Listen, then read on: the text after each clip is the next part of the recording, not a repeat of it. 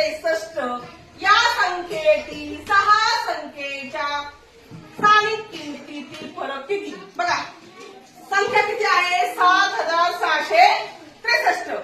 मग 6 संख्या कोणत्या स्थानावर आहे? एकक, दशक, शतक, हजार. म्हणजे 6 दशक. किती?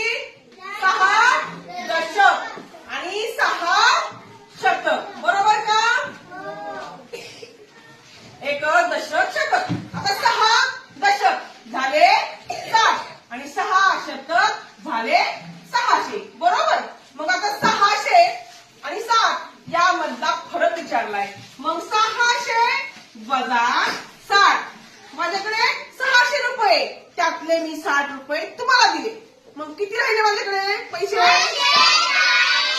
अगदी बरोबर 540. 660 वजा 60 बरोबर 540. म्हणजे उत्तर किती आलं? 540. 540 आपल्या पर्यायामध्ये आहे का?